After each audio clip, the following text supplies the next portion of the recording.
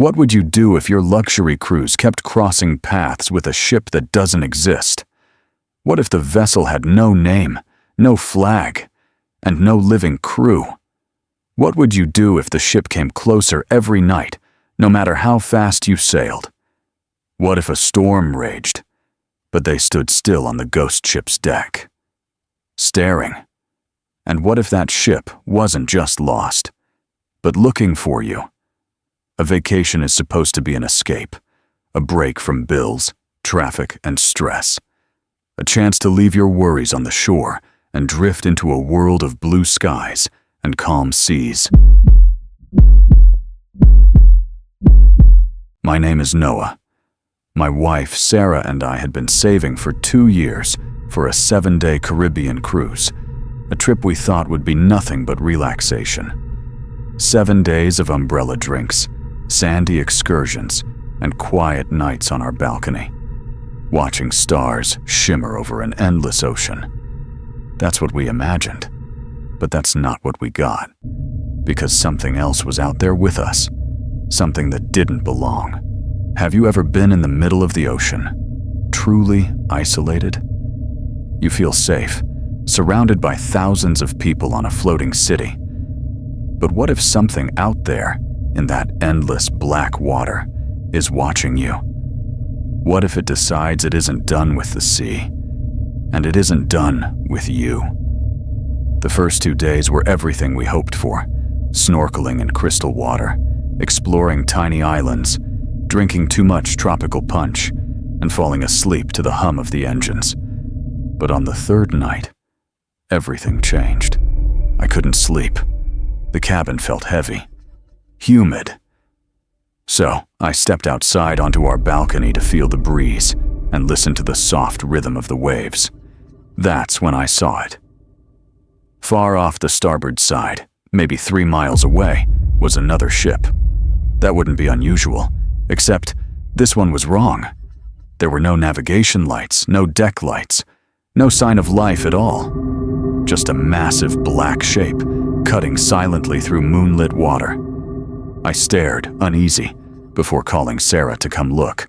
But when she stepped outside, the ship was gone. Just open ocean. I tried to laugh it off. Maybe it was a trick of the light. But how does something that big vanish in seconds? Is that ship real? The next afternoon, it appeared again. Closer this time. I grabbed the binoculars we'd brought for sightseeing and locked them on the silhouette. My blood ran cold. It wasn't a modern ship. Its paint was peeled and rusted, its windows shattered. A single massive smokestack rose from the middle, like some relic from a century ago. It was following us, matching our course and speed. And I found one of the crew members, a friendly guy who'd been serving drinks on the pool deck earlier, and pointed toward the ship. "Hey, do you know what that is? Looks kinda strange." He squinted, and something changed in his expression. His smile faltered. "Just a cargo ship, sir. They take weird routes sometimes." He gave a forced laugh and quickly walked away. But it wasn't a cargo ship, and the way his voice cracked told me he knew it. What did the crew know that they weren't telling the passengers? That night, curiosity got the better of me. I downloaded a marine tracking app, the kind that shows every registered ship in real time. Our cruise liner appeared on the map, along with a few container ships far away. But where the mystery vessel should have been, nothing. Just blank ocean. It was a ghost to modern technology. It was like it didn't exist. Around midnight, a deep, mournful horn echoed across the water. Not our ship's bright, cheerful horn. This one was low and sorrowful, vibrating through the walls like a funeral dirge. A few minutes later, our cabin lights flickered and died. For 10 long seconds, we sat in pitch darkness, listening to the engines whine and sputter before everything snapped back on. How could a ship that wasn't officially there be affecting ours? Was it just a coincidence, or was its presence somehow draining the life from our vessel? The next day, I found someone else who had seen it. An elderly man named Arthur was sitting alone on deck with binoculars that looked professional grade. "You've noticed it too, haven't you?" I asked. His hands trembled as he lowered the binoculars. "I have," he said, voice quivering. "And I know that ship." He told me he was a maritime historian and recognized the silhouette immediately. "It's the SS Morpheus, a luxury liner lost in a freak storm back in 1968, right in this stretch of sea. They never found a single body, not even wreckage. 1,200 people. Gone."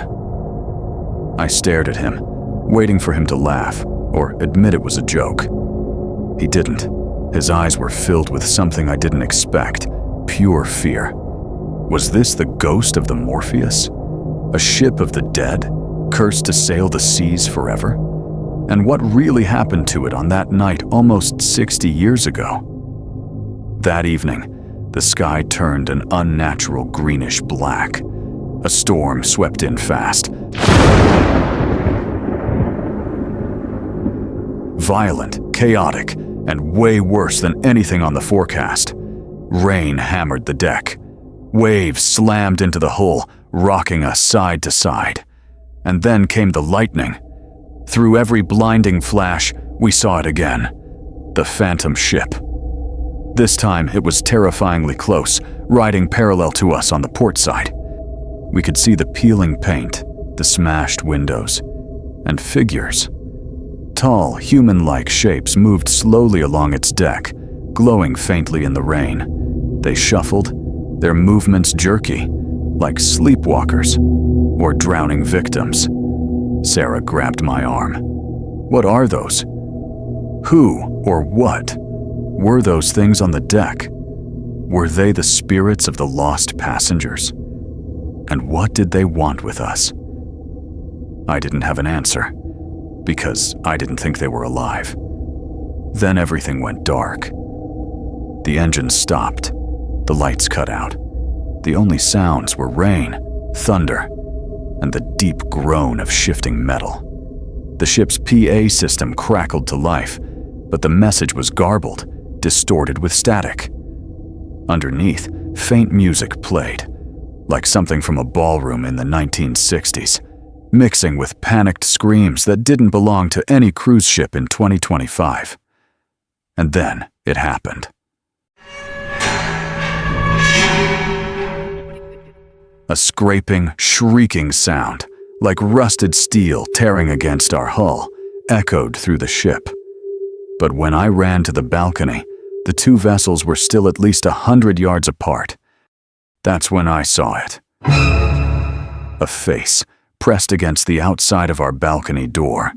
We were on the 8th deck, 50 feet above the sea.